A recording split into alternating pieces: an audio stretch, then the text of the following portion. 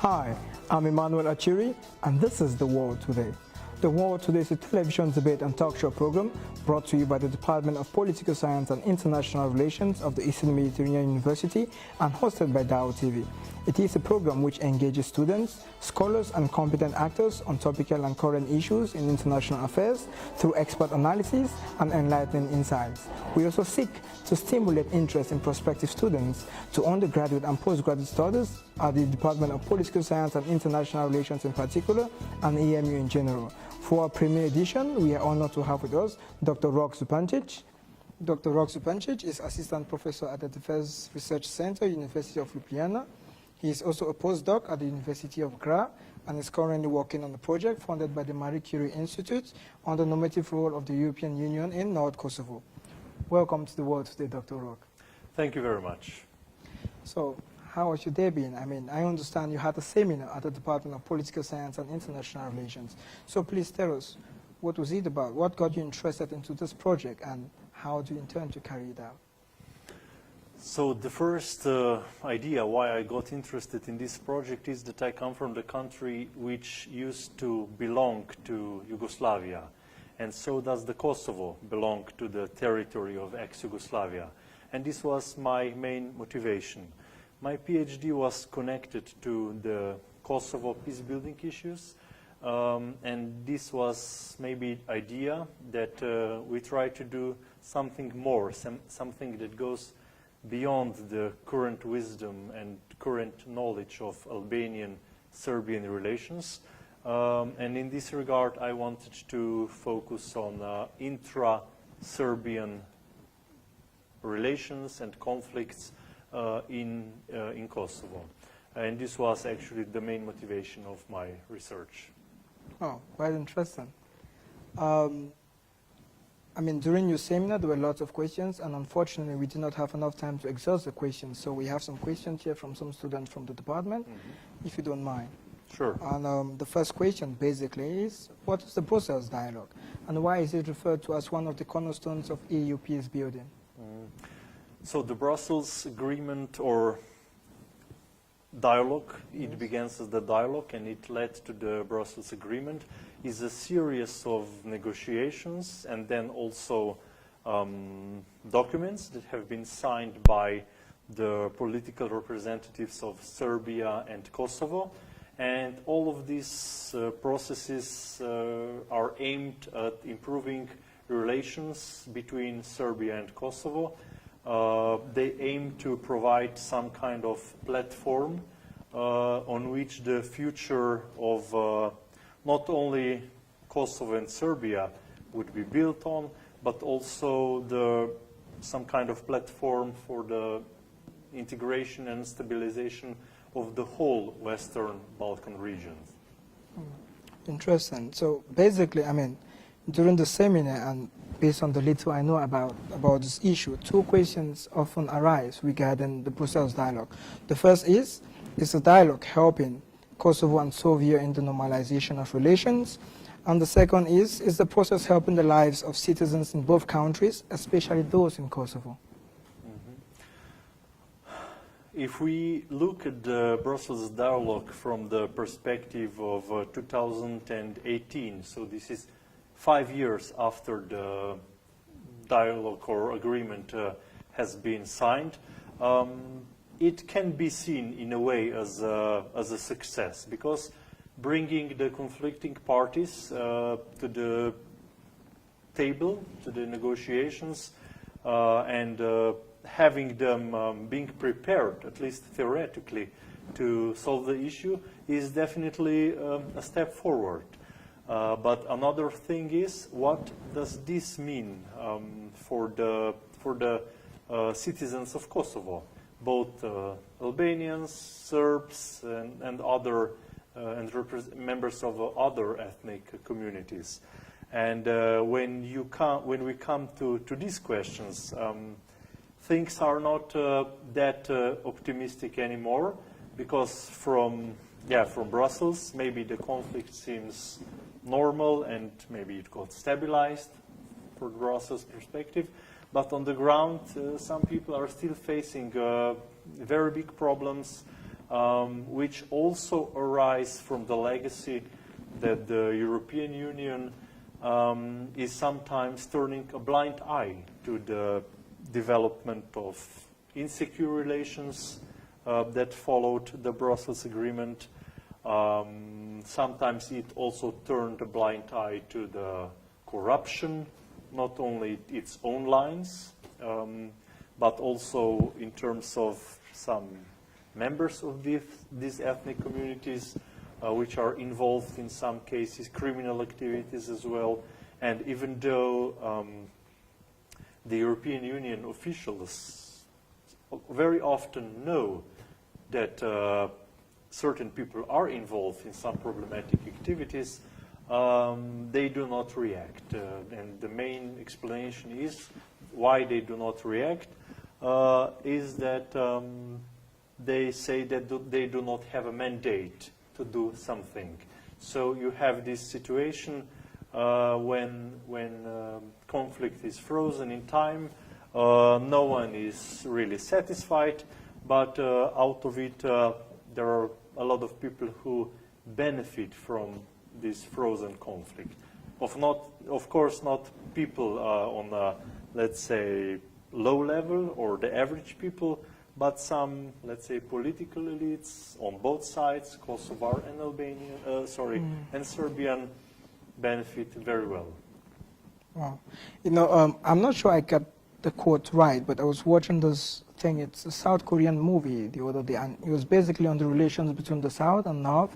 And I think one of the quotes that actually struck me there, I'm just trying to paraphrase, is that in any conflict, the people who actually suffer the most are the people, and the people who benefit sometimes are the elite. Of course, not in all the cases, but I think somehow there is a relation between what you're saying, that the elite on both sides somehow benefit from the fact that this conflict is frozen in time, while locally, I mean, people are still suffering, or there are many weaknesses, if we can call it that way. And on that same line, I mean, basically, you have outlined some of the weaknesses or some of the flaws of the Brussels dialogue. So where does your project come in? Does it come in to strengthen the framework, or you're proposing something different? Actually, the main idea of this project and my research as such is that I would like to provide some additional information on the conflict and on the consequences of the conflict and of this freeze in time that happened, and this is actually still happening.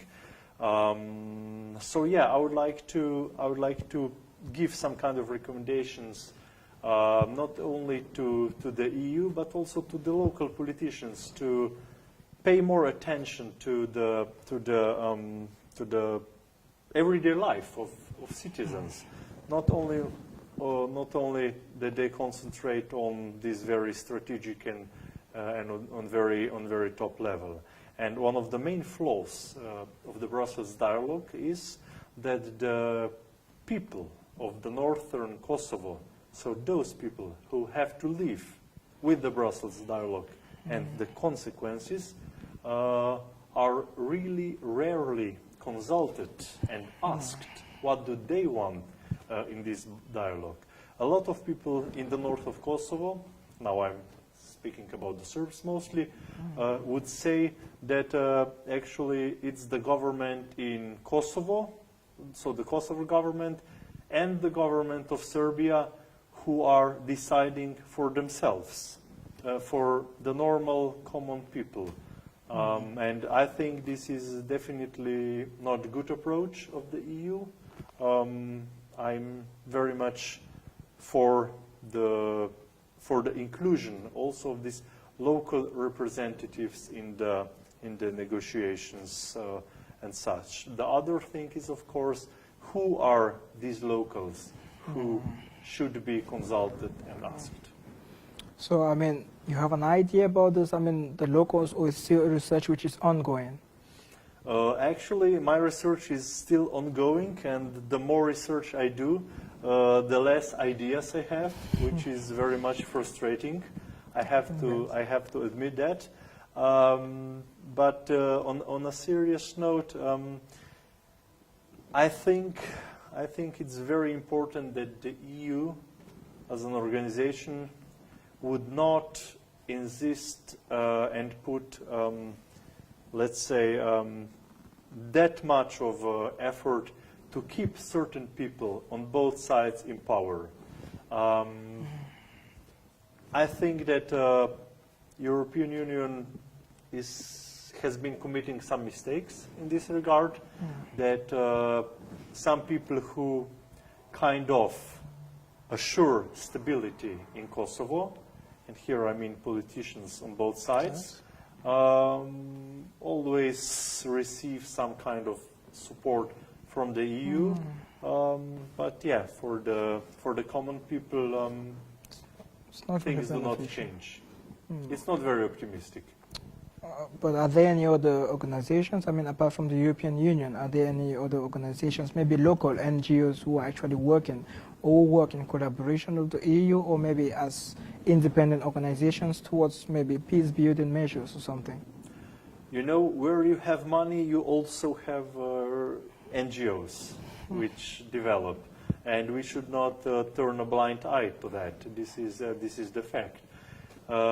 Here, in the case of Kosovo, both the north of Kosovo or the central part of Kosovo, you have some NGOs who are involved in some really problematic behavior, I would say. But of course, we should not put all organizations in the same basket, right? There are sure some organizations which do very good things, and I think these organizations should be further boosted and supported, whereas the organizations which are of a dubious character should be at least put under serious checks and balances. Wow. So what's the connection? What's the link? Because in some circles, we hear that there is some sort of similarities between the conflict in Kosovo and that in Cyprus. Is there such a similarity? And if there is, what is the similarity or the similarities between Kosovo and Cyprus? So the first similarity is that the capital, sorry, not the capital, one of the biggest cities in Kosovo, it's called Mitrovica, is pretty much similar to the city of Nicosia in terms of this division. So you don't have a buffer zone which would run through the city, but you do have a river which actually divides the city. You don't have these United Nations troops standing on either side of the bridge and check IDs and passports and so on. But people do not feel very comfortable in changing sides. Well, the situation has changed a lot in the last couple of years on a positive from this perspective. So there is more traffic to either side of the bridge. Yeah, this is the way forward. So this is maybe one similarity. The second similarity is, in my opinion, that a lot of people, also NGOs, benefit from the conflict. I'm not saying that this is something which should be criticized very much. It's normal that people take jobs. They take jobs that are available, and if there is a lot of international money, there is then the consequences that you have a lot of international, non-governmental organizations, you have a lot of employments in these areas, so this is also very important similarity. And maybe the last similarity is that I don't know the Cypriot issue that well. I mean, I do understand the problem, but I am not very much into the issues here. But what I heard from my colleagues is that a lot of people in both ethnic communities are not actually genuinely interested in resolving the conflict, because they directly benefit from the conflict.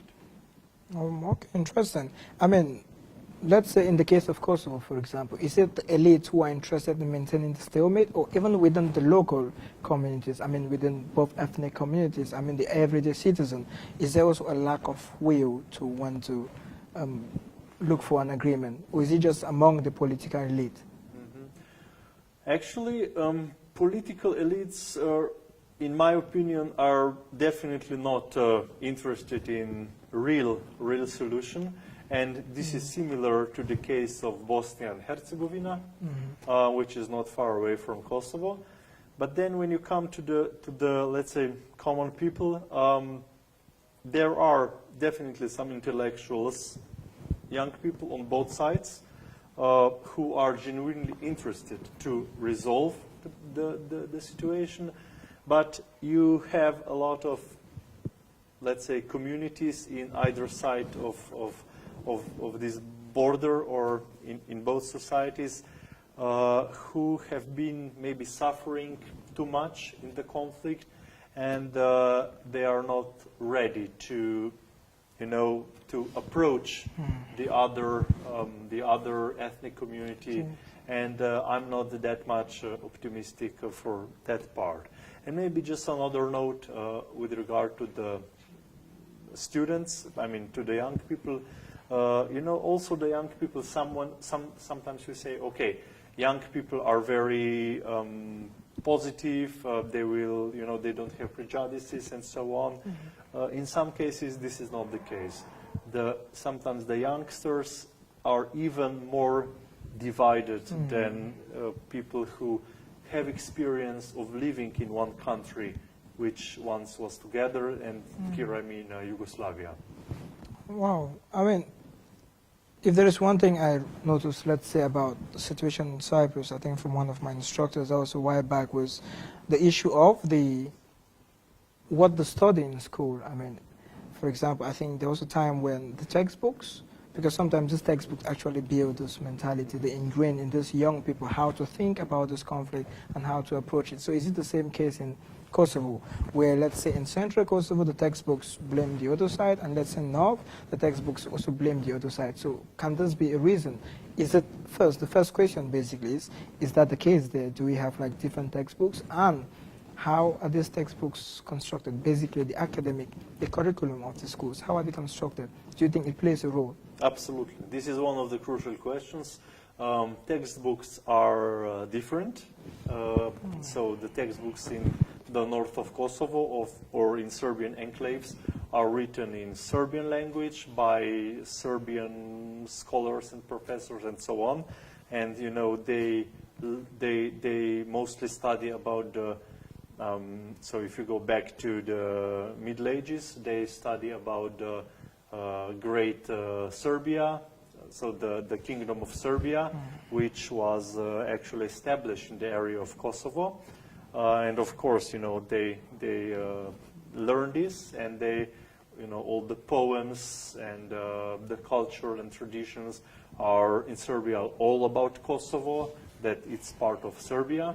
And on the other side, in Albanian textbooks, you have, of course, different stories, that Albanians are actually descendants of the Illyrian tribes, which used to live in these areas much before the Serbs, and so on. So this is excellent recipe for catastrophe. It is.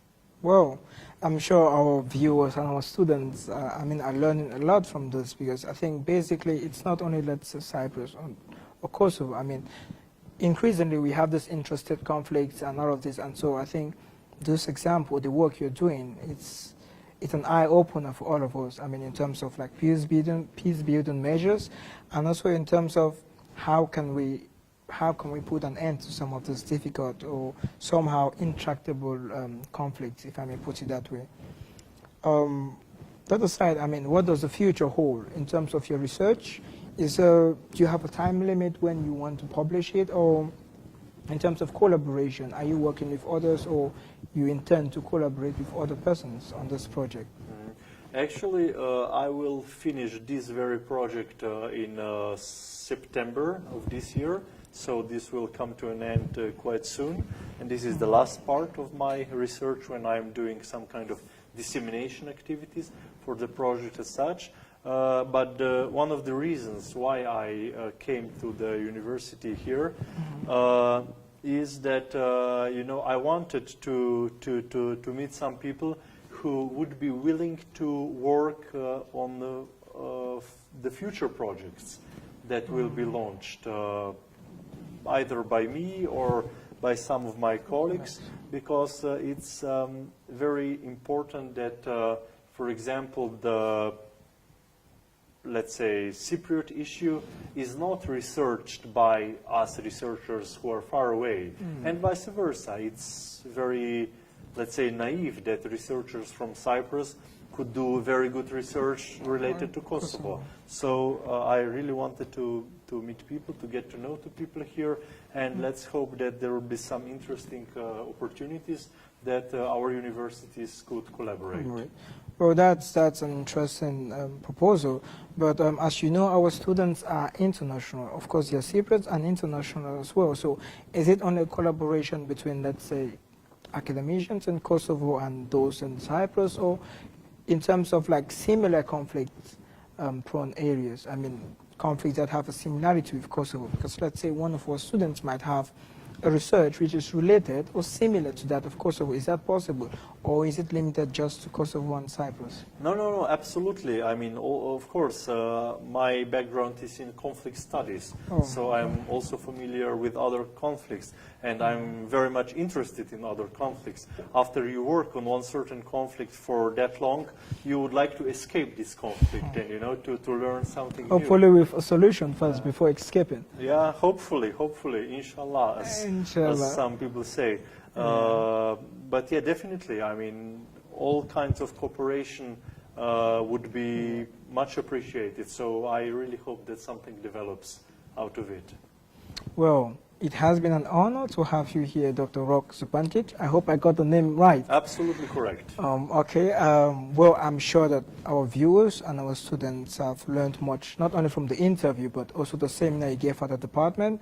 And I'm sure that there will be lots of students, because we have interesting students here, people who are very hardworking and very good at research as well. I'm sure there are going to be lots of them who most probably will be filling your emails, with proposals to work with you, and which is a good thing. So on behalf of the Department of Political Science and International Relations, I want to tell you that it has been a pleasure and an honor, and hopefully when you publish, we would invite you here again to, tell us what, other solutions you've been able to find, and maybe how you intend to further your work. So it's been an honor, sir. It was my pleasure, and it will be my pleasure to work further with your university. So thank you very much for having me here. Thank you very much. Dear viewers, ladies and gentlemen, this is the first edition of The World Today. I hope you've enjoyed it. Please follow our Facebook page, Department of Political Science and International Relations, or you can as well go to the International Office Facebook page of the Eastern Mediterranean University. Thank you very much. See you next time.